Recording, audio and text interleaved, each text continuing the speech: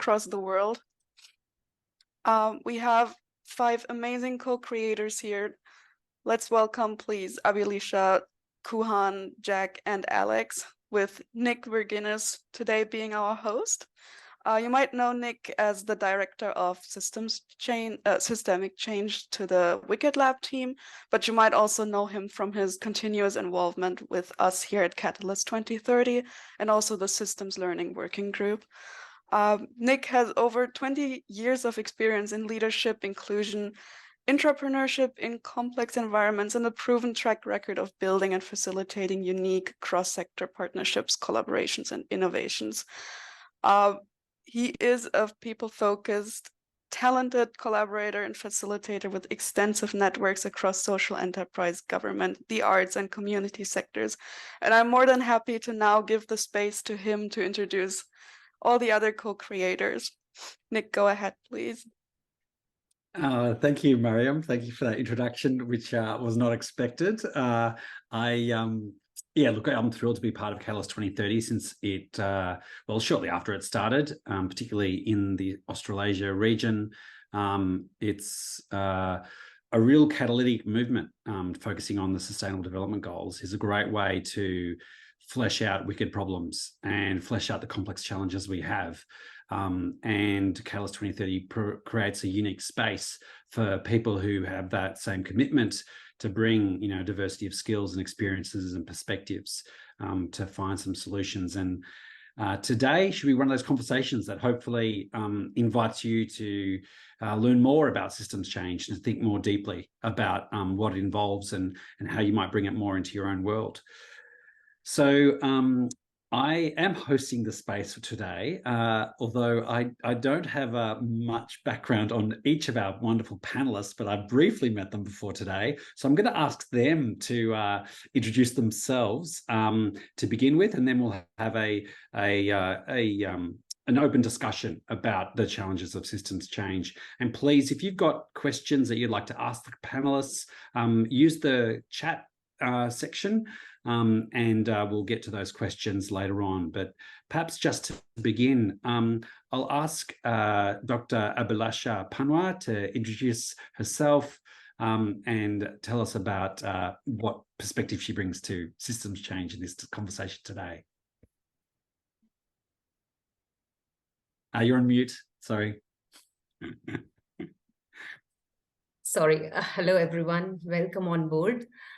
So my journey of systems change begins from Qatar, where I've been residing for past almost 2 decades.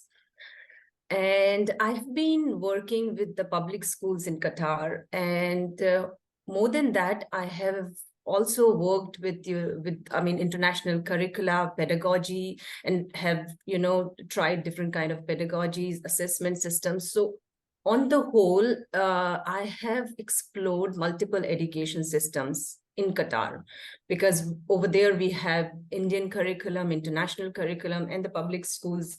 So I have tried almost the taste and flavor of each of them. And from that, I had learned a lot. I mean, that is quite a long learning journey for over 2 decades. So I have realized that more or less, one powerful thing I have learned is that education is itself a system. And this one has a power to impact positively or negatively, depending on the way we deliver education.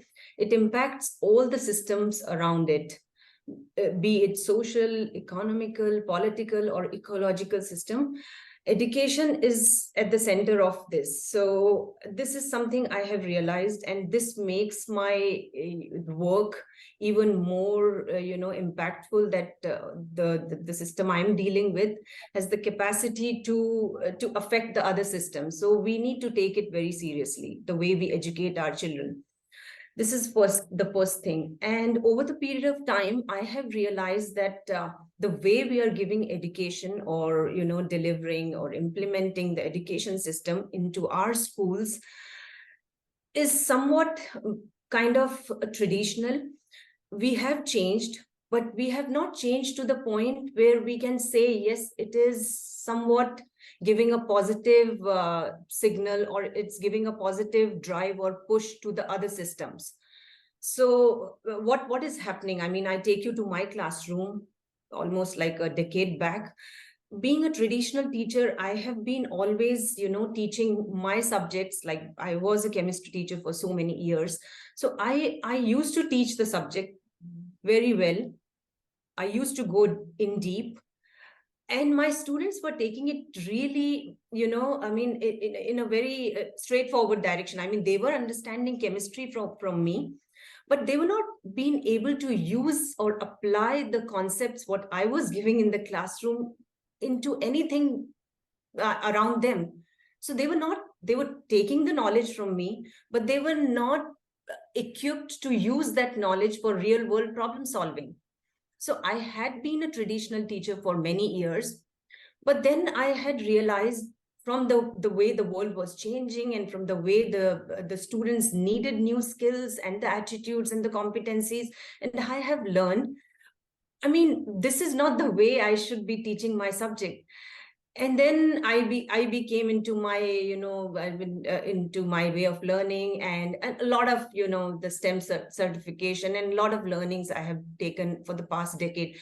And I have realized we need to connect. We need to make connections between the subjects. So that's how I call it STEAM thematic education.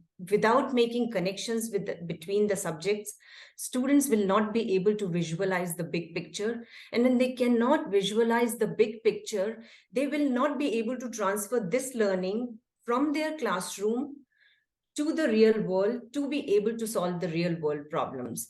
So this is something I've been working on recently for past 5-6 years, how to develop that model of education, not just curriculum, pedagogy, assessment, but the whole school system, so that the students develop that whole concept within the classroom, even beyond their classroom, and they apply it to solve real world problems. So that is how I'm targeting and intervening the systems. Thanks, Abhilasha. Thank you. And certainly we're going to talk a lot about education and how we learn as young people, but also as adults and as leaders in organizations today. I just want to bring in everybody. And maybe, Disha, if you want to put the slide back up so that we can just see who's in the room, and I'll get a quick word from everybody. Kuhan, if you could introduce yourself. So you work on empowering marginalized community through economic and digital empowerment at Masala Wheels. Can you just tell us briefly about that, and we'll move through the other panelists too. All right, thank you, Nick, and thank you, Catalyst 2030, for having me. So the work that we do in Malaysia is primarily focused on the underserved community. We call it the lower income bracket. And one of the works that we focus on is that how can we actually provide a decent income, either through a decent employment or entrepreneurship. And we focus on micro entrepreneurship. And when it comes to systems change, what we initially started was at a very micro level, where we were working with local communities at, very close to our neighborhood, and just trying to impact one or two individuals. But in 2015, we realized that that's not going to help accelerate impact, and that is too micro and too granular at that point of time. So then we started to move up to a macro stage, and we formed Pepper Labs, which is the holding company of Masala Wheels, where we started to see that how can we bring in more impact players, not just Masala Wheels per se to work on economic empowerment through F&B, but we wanted to see how can we bring in more social entrepreneurs who could work on economic empowerment through other services or other service sectors. So as a systems change point of view, we started forming institutional capabilities in the sense of impact movements, chambers that helps businesses to thrive, and also accelerators that helps businesses to transform themselves as social enterprises. And then we got as we moved upwards, and then we got the government support. And in that sense, in 2018, the government started to recognize the social entrepreneurship ecosystem with at least $2.5 million has an introductory funding. And today, as we speak, in 2023, that fund has actually quadrupled and has actually formed more social enterprises, and the government has actually set to form at least 20,000 social enterprises in Malaysia, and has recognized social enterprises in Malaysia as a delivery partner in some of the major policies. So that's how systems change has worked, where we started as a social enterprise in a very localized system and moved from a micro to a macro level, helping the ecosystem to drive from an institutional change. Over Absolutely. to you. Thank you. That's great. And that's a great insight in terms of the ability of governments to supercharge what might be quite place-based or local innovations. Jack Sim, you head up the World Toilet Organization and have been in a number of, I think, grassroots, reform projects. But tell us what perspective on systems change are you bringing to us today? Thank you. So I founded can you see me?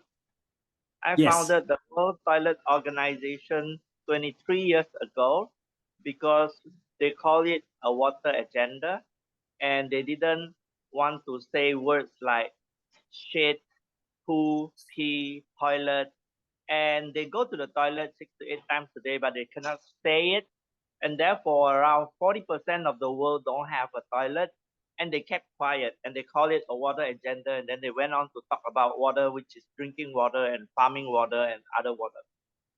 So when I saw this neglected agenda, I pulled it out and give it its own center stage, created the World Toilet Organization, called ourselves the WTO, created the United Nations World Toilet Day, 19th of November, which 193 country government adopted it officially. So then sanitation and toilet became legit. And over the last 23 years, we brought toilets to 2.5 billion people, and still going on. So the system change that we are able to affect so many people is not by building toilets, it's by influencing politicians to win election, promising people toilet. So first we drive the demand for toilet in the society, and when people want to have toilet, we convert it into election popularity, and the politician competes to promise toilet, and eventually they build them. So we have 110 million toilets built in India by Prime Minister Modi. We have cleaned up the entire China public toilets from very dirty, and today it's all clean. You go to China tourism toilet, you'll find that 100% clean. Then we raised 150 we raised a 15 billion US dollar for the sewage treatment plant in Brazil by lobbying the change of the law to allow private-public partnership. So after that law is changed, money from Singapore, from China, from everywhere can go into the Brazil sewage treatment plant. So by looking at where is the system change, we can create impact way beyond our own ability. And we are not the one implementing it, and we are not the hero, and we make the politician the hero, the implementation, NGO, everybody hero. So my message is, don't be a hero, make everybody hero. That's great advice, and definitely an effective way to influence people. Alex, so Alex Hannant is from the Griffith Centre for System Innovation. Alex, you've been involved with quite a number of, I suppose, system change projects, and have been part of some, really remarkable, strong theoretical, but also very practical frameworks and publications in that space. So this is something, we're quite lucky to have you with us today. What perspective do you bring to this conversation today about system change thinking? Thanks, Nick, and hi everyone. So yeah, I'm wearing the hat of Griffith Centre for Systems Innovation for this discussion, where I was a co-director for the previous 5 years, but stepped away from that and rejoined as an executive resident for this year when I moved back from Australia to Aotearoa, New Zealand. So I'm now based at the bottom of the world. So the centre really tries to combine capability development and education around systems change and systems innovation. With Nick, as you mentioned, some of the, trying to bring some rigor and critical views to the theory of systems change, but making sure that that is informed by practice. And so that means walking alongside any number of initiatives who are doing the work in practice in different contexts, seeking, organizing around different goals and with different, sort of levers and capacity available to them. So, using those real examples or emerging evidence to then help us build better ways of talking and thinking about systems change. So the stuff that I'll be contributing today is really around sort of two areas of work. One, which was a partnership project, which included Catalyst 2030 as a partner, called Shaping Innovation Futures, and I'll put the link to the website in the chat. But that project was really trying to look at large-scale, multi-actor and cross-sector initiatives, which had an explicit systems lens to their work and had committed to transformative goals. So, examples of those things like Mission Valencia, which is a citywide transformation initiative up in Europe, Future of Fish, which is trying to work with communities and economies which are dependent on fisheries as their primary source of economic development and their livelihoods, and things like in Melbourne, where you live, Nick, Regen Melbourne, which is a platform for deep collaboration across the city. Again, sort of thinking about how they shift the city to a sustainable and just future. The other area is around systemic investing. So thinking beyond impact investing, which is really using a lot of the same methods and paradigms of existing investment, but just seeking a broader range of outcomes, to think what would it take for finance to truly serve systems change initiatives, where we have a good sense of multiple things needing to be resourced in a coherent way at the same time in order to get those combinational effects, which can, sort of give us the potential for transformation. So that's what I'll be speaking to, practical initiatives on the ground and what we've learned for how those things work. And then also insights from this sort of emerging kind of investment logic, which is really putting systems change at its heart. Fantastic. And so we've got a great broad range of perspectives on systems change today. And me, last of all, I'm playing the host. I am the Director of Systemic Change from Wicked Lab. Wicked Lab is very much anchored in its work on the Tool for Systemic Change, which is an online platform for measuring, guiding, stewarding systemic change in a number of areas. We also run online programs about sustainable development goals. And I'll be honest, they're just Trojan horses for systems thinking. But, the SDGs is what really pulls people in, people who are committed to climate change, to gender equality, through that commitment and making people understand their individual or organizational or institutional contribution to that higher goal, people come to a higher understanding of the systems at work and available to them to have a greater impact. So today, let's start with, I think, one of the toughest questions about systems change, and that is about how we measure our impact.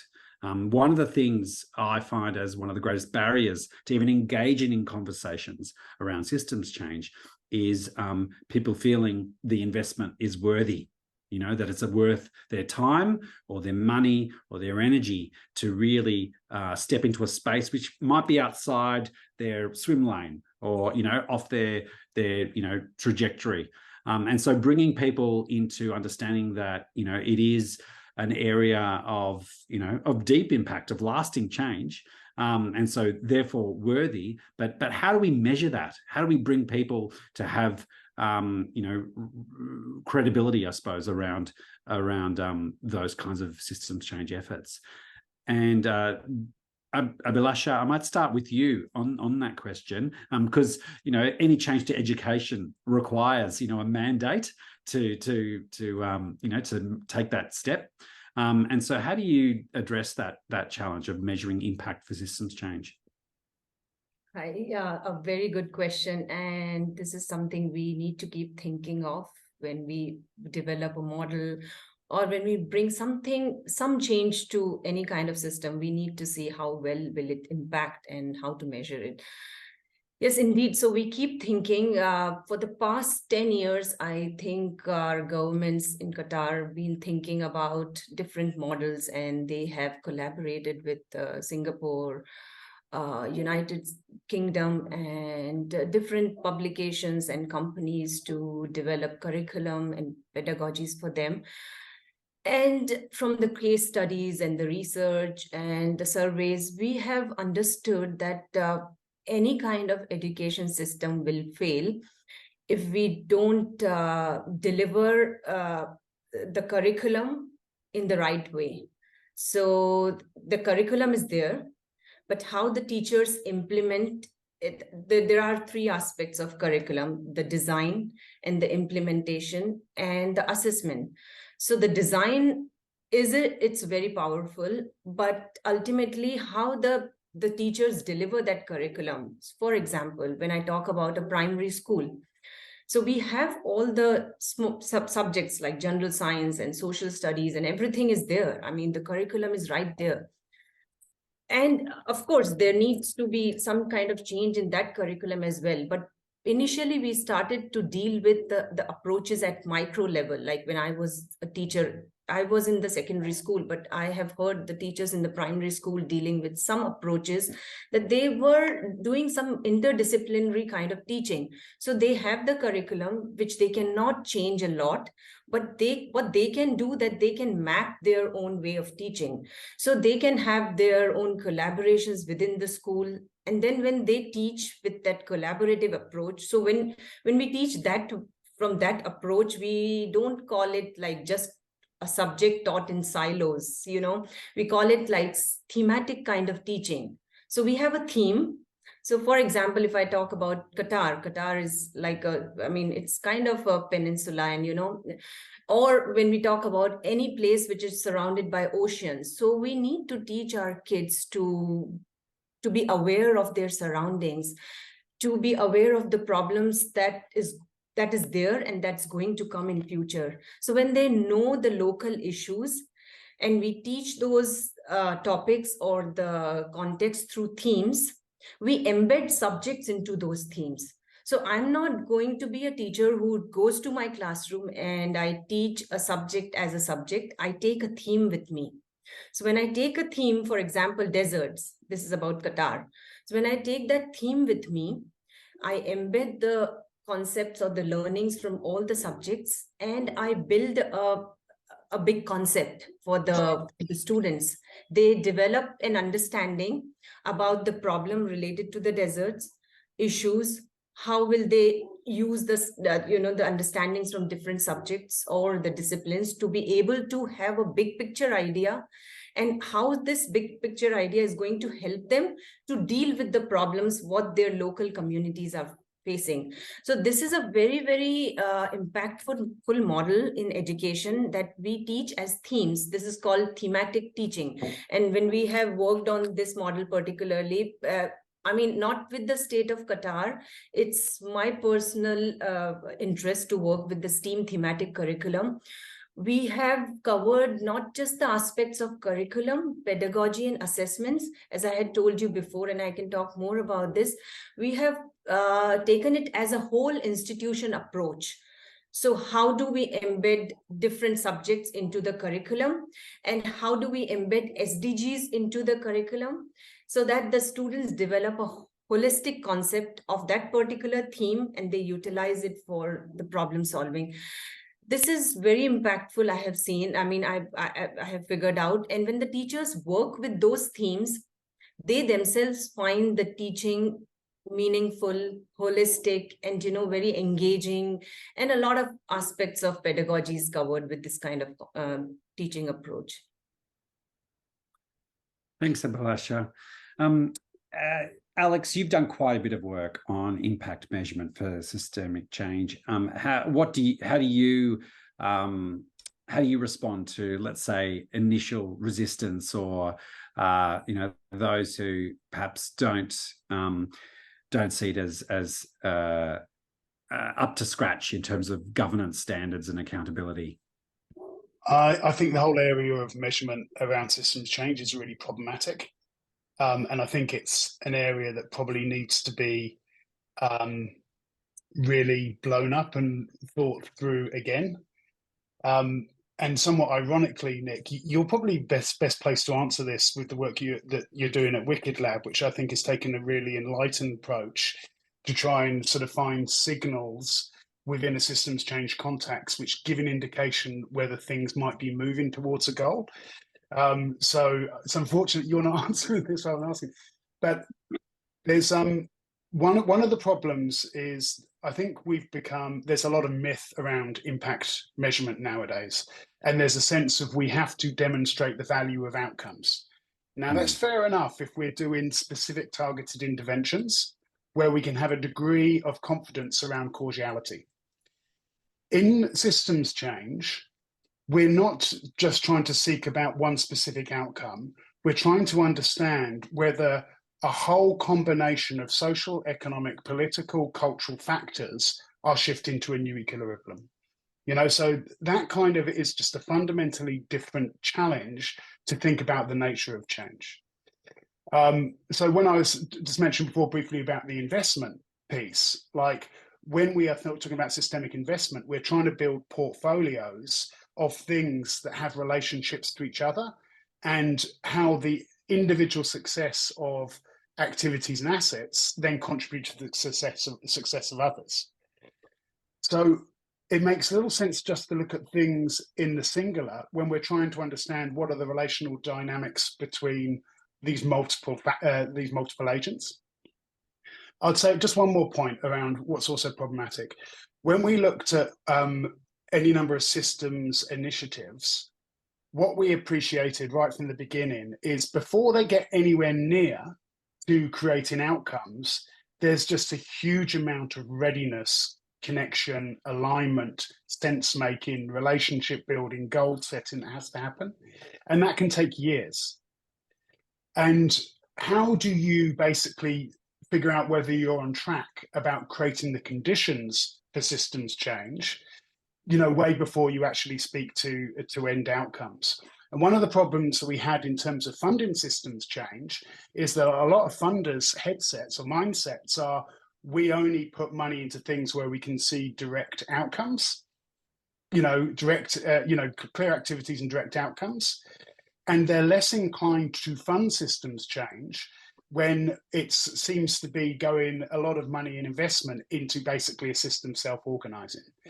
So until we actually start to sort of create a narrative around these other dimensions are really important in the process of systems change, and we have to think about new ways to actually get signals around whether they're progressing in the right way, we're going to be under the influence of the tyranny of outcomes. And this is not to say outcomes aren't important, ultimately they are, but there's a whole heap of other stuff that we have to be mindful of and get signals from if we are to sort of take adaptive learning and organizing approach to ultimately doing things which shift systems. Yeah, great. Thanks, Alex. The tyranny of outcomes. I think that will probably resonate with many of us. Kuhan, can you tell us, what has impact measurement meant for you? You were talking before about a number of social enterprises and creating quite a lot of impact, but what's been the great challenge of impact measurement? All right, thank you. So ironically, just before this session, I had a class for a new batch of social enterprises who are undergoing an accelerated program, and a lot of them had the questions about impact measurement. And I think what differentiates social enterprises with any other organizations is because of our very strong accountability and also transparency when it comes to the impact that we deliver, including to an extent that we also measure our SROI, which is social return of investments, for every dollar that is invested in a social enterprise.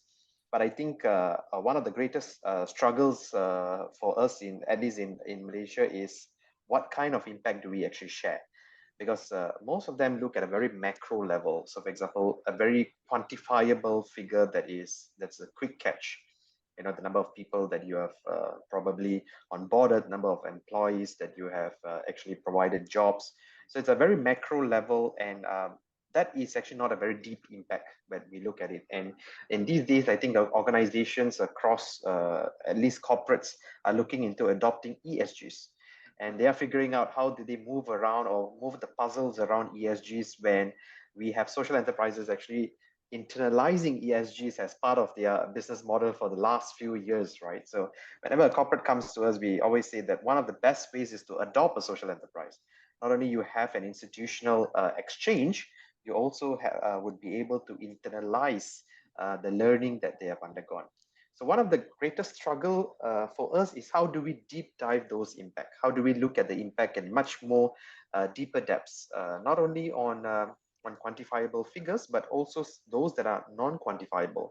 The change that we are bringing to the individual, for example, if it's at a very granular level, the change, the transformation, because those are the ones that are not easy to be measured, but those are the ones that have a very deep impact. And likewise, when we look at a larger scale, what kind of economic level in terms of contribution that we are providing towards the nation's growth. So when we say today, as we speak, the 12th Malaysian plan they had a midterm review. It's a plan that is rolled out for the nation every 5 years on how the economic would be shaped at a national level. And what we managed to do is we managed to push through in to state that throughout this economic plan, social enterprises should be recognized as a delivery partner. Then it comes to the question of how do we then measure the impact that these social enterprises are providing towards a national growth. Then we start talking about another struggle, which is the GDP. How social enterprises could then contribute towards national GDP, and how do we measure the social contribution in that sense. So this is what surrounds on impact measurement, but every challenges comes with some sorts of solution. So there are a lot of tools that are available and a lot of capacity building that is ongoing. And we hope that not only social enterprises would take up impact measurement, but large corporates today, we see they have started rolling out ESG reports as well, and sustainability reports on a yearly basis. So that is a good yardstick and a benchmark. Yeah, absolutely. I mean, to change the system, we still have to work with what we have and the one that everyone else is working inside of at the moment. Thanks, Kuhan. Jack, what's your approach to impact measurement when it comes to systemic change? We don't measure because other people measure. So the best way to get work done is to get other people to do the work. And yep. The system change actually is about designing incentive for everybody to work and individually, selfishly, get their goals. And if they can achieve more together, they will come. So I have this theory that mutual exploitation is collaboration, and collective selfishness is selflessness. So each of the stakeholder, whether he's a social entrepreneur, he's selfish. The social entrepreneur only wants to talk about himself and his own work. The politician, he wants to win votes. The bureaucrats, he wants the safety of having evidence before he makes his cost-benefit analysis. The professor, he's very selfish because if he don't publish, he will perish. So we align all the selfishness and all the anxiety into a ecosystem where the media, we tell story to the media, and the media sell more readership, and they love it whenever I tell them about toilets, and now I also talk about education and about system change, about poverty. And the media then became our voice. And every year we reach out to about 3 billion people through the media. And it's free of charge, right? By storytelling. And with the storytelling, we drive demand.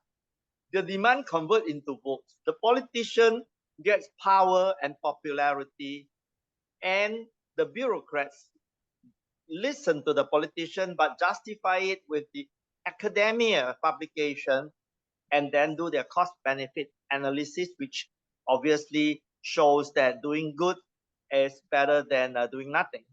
And then the UN system come and endorse us with the official UN World Toilet Day. And then the donors come, and when there's the donor, there's always the NGO and the social entrepreneur who will then implement it. So if you orchestrate all together, the selfishness collectively becomes selflessness. But never, never ask them to be not selfish, because you are going to ask them to pretend. So you're going to ask them to have a higher aspiration than they currently are, so that they will willing to come together. I think that this system is honest, and we are speaking frankly. And if we don't talk like that, people tend to pretend that, oh, we're really very nice, but I'm not interested. Yeah, look, I love your honesty, Jack. Certainly need to move well past altruism, right? Because that doesn't move people. And you know, the conversation that hopefully with the next round with the SDGs and the renewal around the SDGs next or now, we have greater commitment and rigor around how we measure, how we're tracking against those. And I mean, what it provides is a universal language for that, right? So, and it's about how do we attach the universal language of those goals to the individual self-interest or the collective self-interest, however you want to put it, and making it relevant and part of everyone's passion. Abhilasha, you've politely got your hand up. Do you want to make a comment in response to Jack? I just love the comment when he said that we don't measure because everybody measures. So this is pretty much we do in education. We want everyone to measure systems change for us, and that measurement is very impactful for us. So we take continuous. I mean, when I was explaining the impact measurement, I think I didn't put clarity on that point, but thanks, Jack, for letting me know. So we take that collective measurement from the community members. Community is very important to us because the programs, what we develop and design is based on the needs and the locally relevant issues. And, you know, we consider all these things very seriously when we design or develop any curriculum for our young generation. So the continuous feedback, the measurement, or the what the community says is very important to us. All the stakeholders, parents, students, community, they are very, very important when we develop our programs, because that is the real curriculum we want to give for them. It's not that it's not what the board of directors, they sit and then they develop something based on the data or something what they have analyzed. No, it's a very dynamic kind of feedback system we have. We continuously take this feedback from our communities through the surveys and, you know, a lot of other tools. That's a very important thing I have to say, and that measures our impact as well.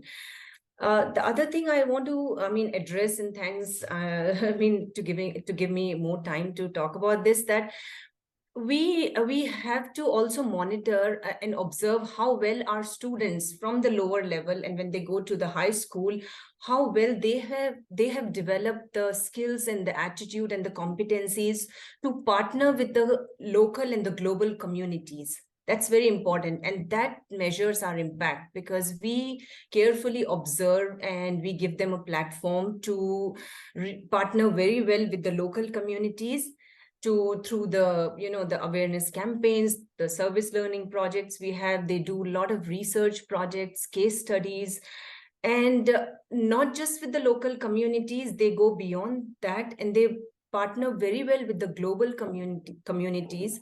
They do, a lot of conferences, virtual, and then they have those student leadership, students-led conferences and a lot more.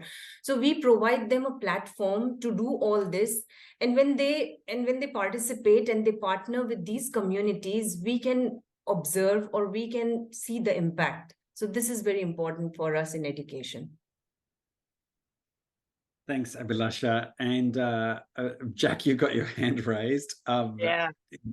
Yep. So I want to add on to the educational aspect, because one of the system change that is urgently needed is actually a total revamp of our education system in the age of generative AI. So getting the right answers is no more useful. Having the right question is very useful. So we have to train the student. I like the Dr. Abhilasha thematic approach, but I would say add on that they need to learn what is constant and character building rather than just only the technology, because you need to learn curiosity, courage, compassion, commitment, collaboration, which means humility, and communication, and then communities, and then from there you need calmness. You got to be able to collect yourself, all your emotions. And if they are able to build this character, then they can be ready to use technology properly, because otherwise they will abuse the technology, right? So I think the curriculum that she's building, if we can add the gumption characteristic, this will be very, very strong. Yeah, that's great. And I think I love the way that you framed it all together, Jack. And it did make me think about, Alex, some of your work at Griffith Centre with the framing and discovery, the kind of process it's involved. And I suppose one thing we haven't talked about yet is time. I mean, people expect results in a certain time. We've heard, Alex, you were talking about impact investors earlier. One of the great things that they live by is annual reports, quarterly reports. Systems change is something that's not going to take, it's 3, 5, 10, 15, 20 years. So time expectations is a key thing in these conversations. Alex, do you want to maybe, take that thought with reference to some of the work you've been doing, in that with a number of the projects you mentioned earlier? Yeah, I mean, at risk of maybe repeating some of the things I've said before, just in terms of that mindset which comes over from kind of how a dominant sector works, the financial sector works, and because everything needs resourcing and finance seems to work well in its own context, there's a risk that we just transpose the tools and the competencies and the paradigms which work well in that context and apply it to something which is complex rather than complicated. Yep. And going back to all of the initiatives that we have engaged with, which are making meaningful progress towards systems transitions, have had a lead time of at least, kind of 1 to 2 years. And these things, because you can't change a system, it takes a system to change a system. So, it's not about sort of just clever levers or interventions.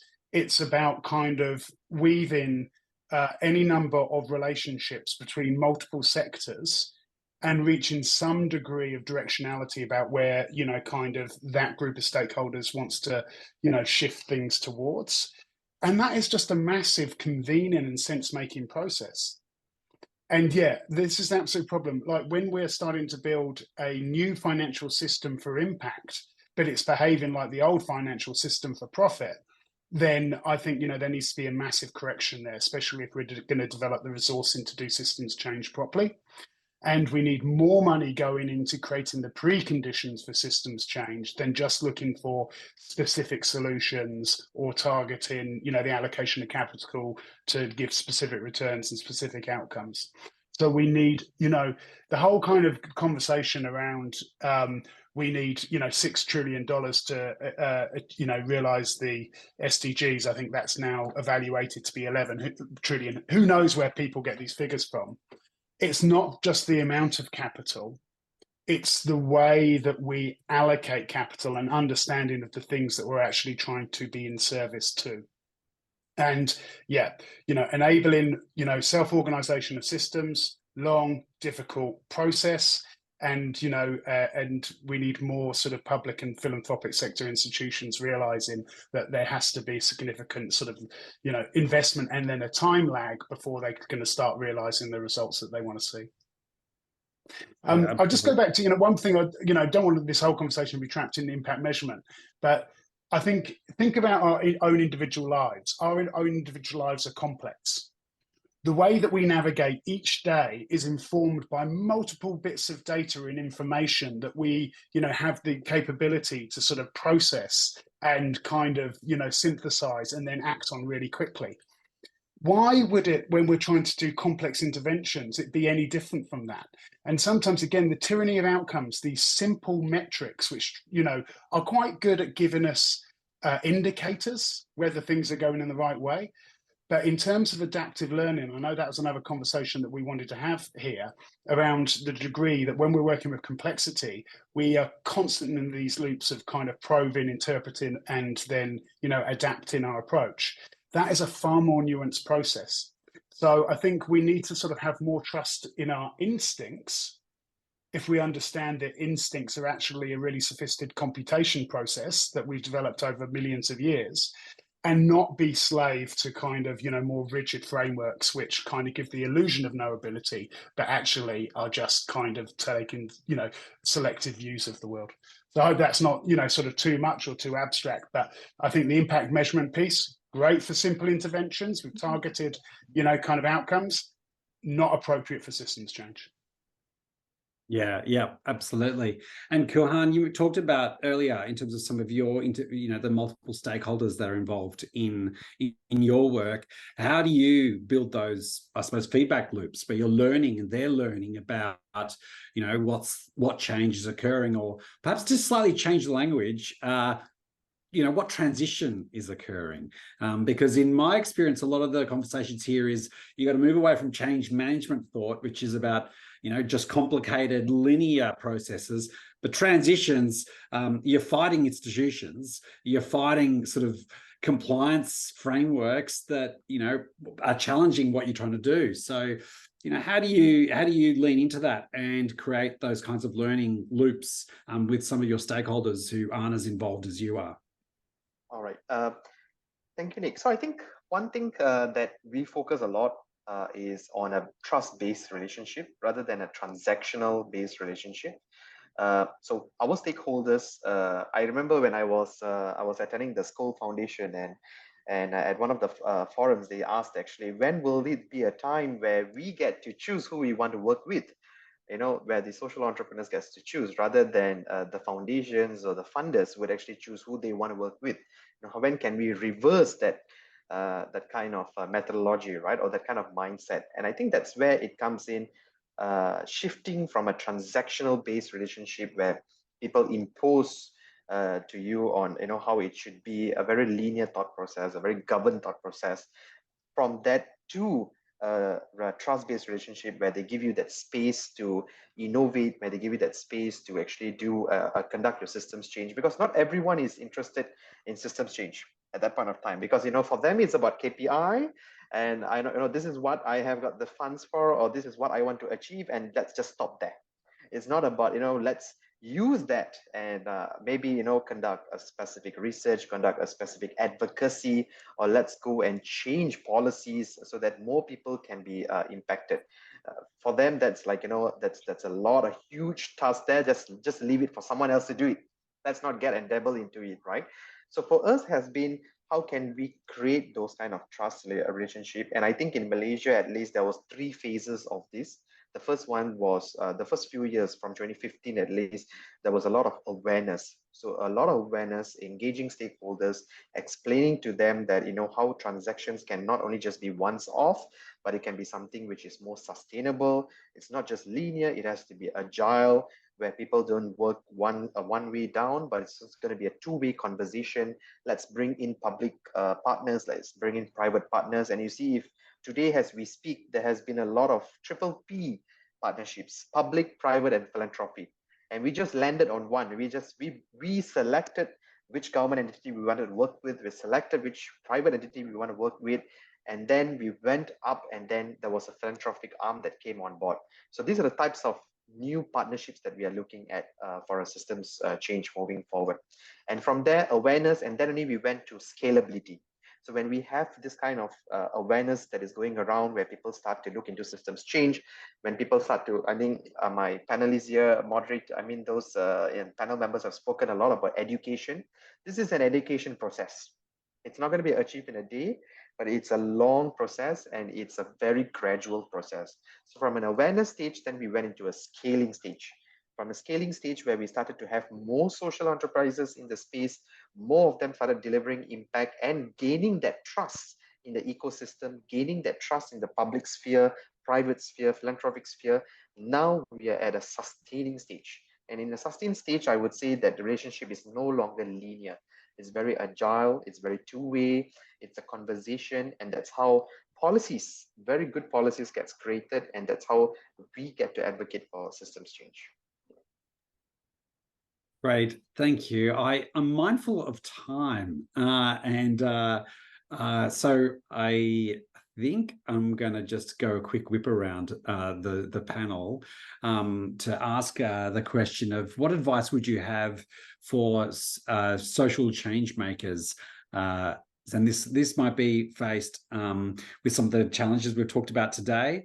But what do you see as a key piece of advice for those who want to make long-lasting, sustainable change? And Jack, I might throw to you first up. Yeah, I think the way to do it is to find a very, very big problem. Do not spend your time on small problem unless that problem can become a pilot to scale up multiple places and large, because life is really short.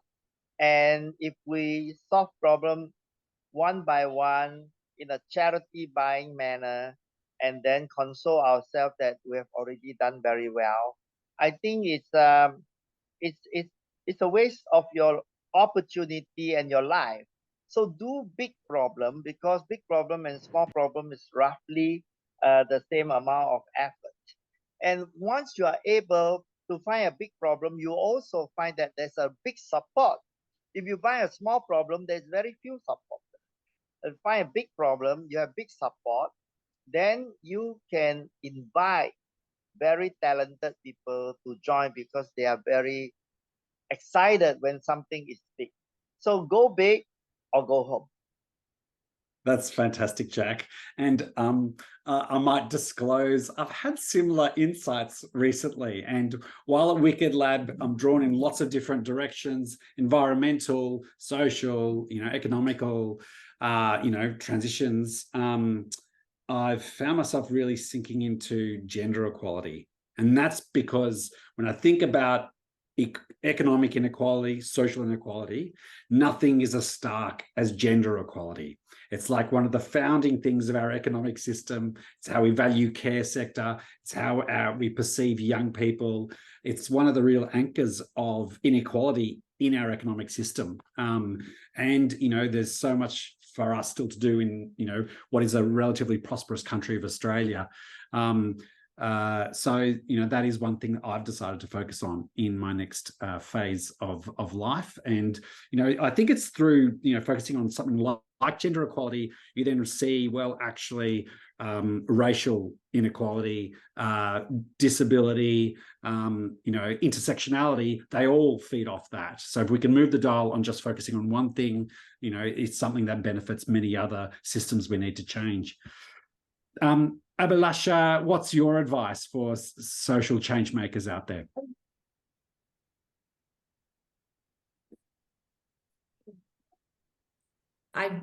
What I believe is that, the passion is the most important thing with the system that you're working with.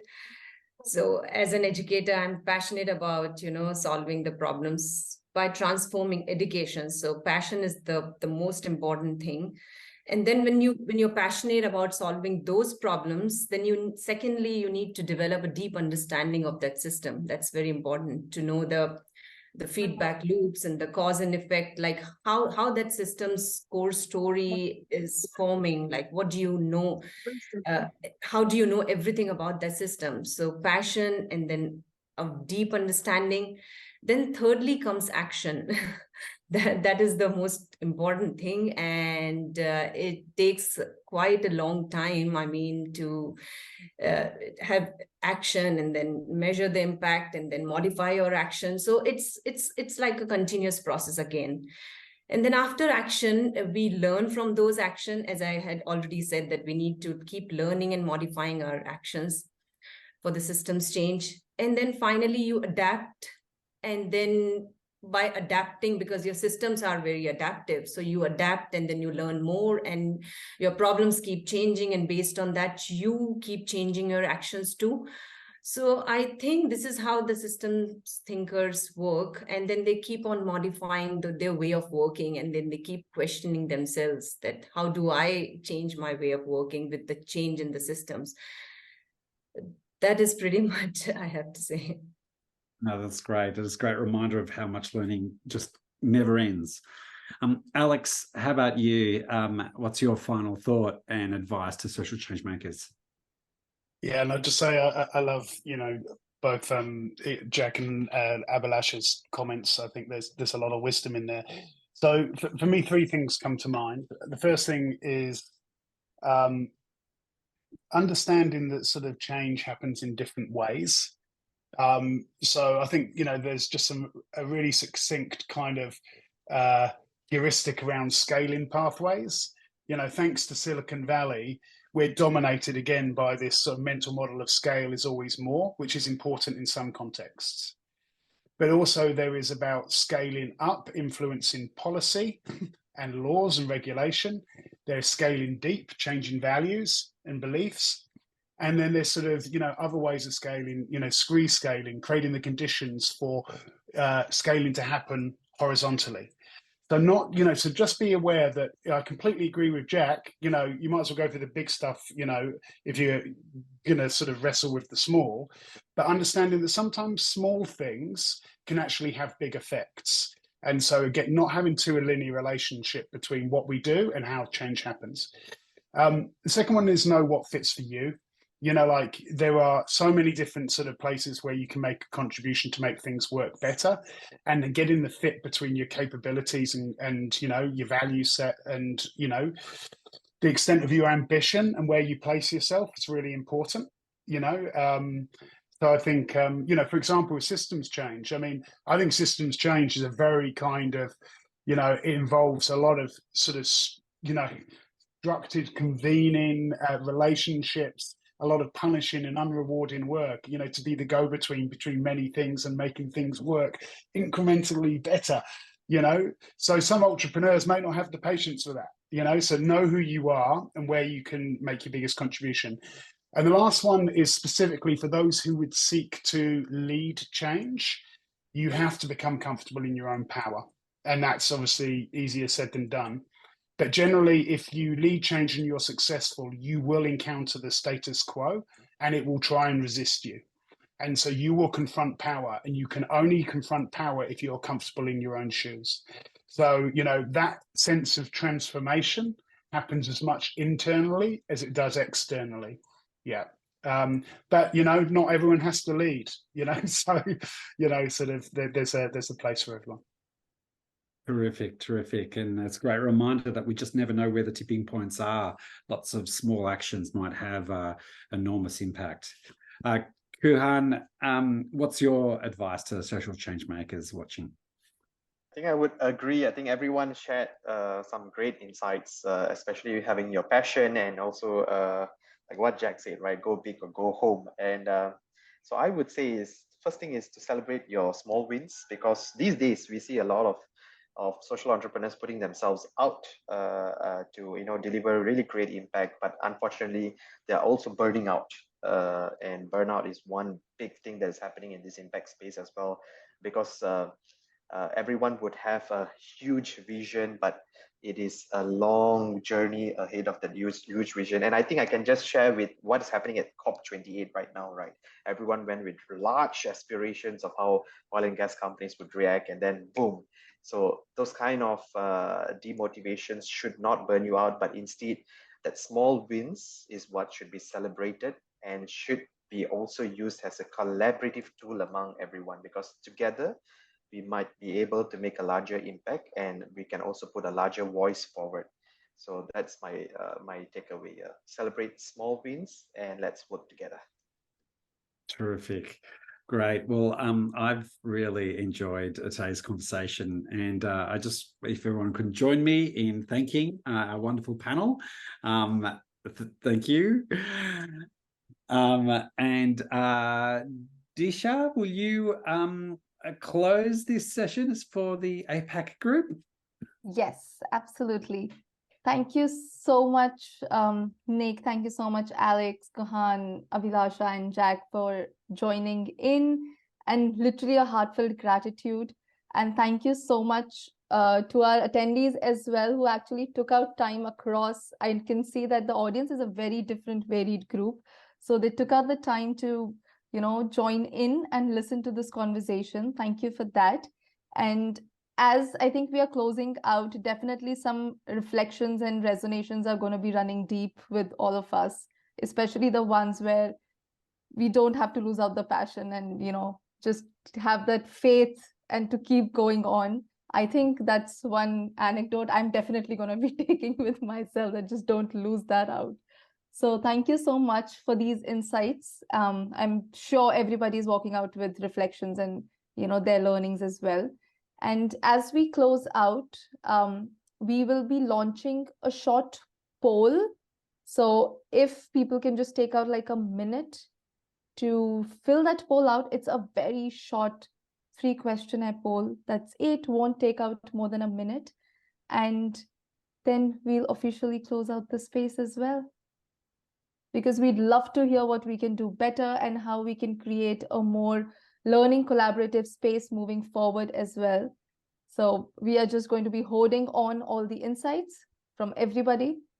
And after this session, we will be sharing a recording of the space as well with everybody, so that the learnings stay and we can rewatch and learn more.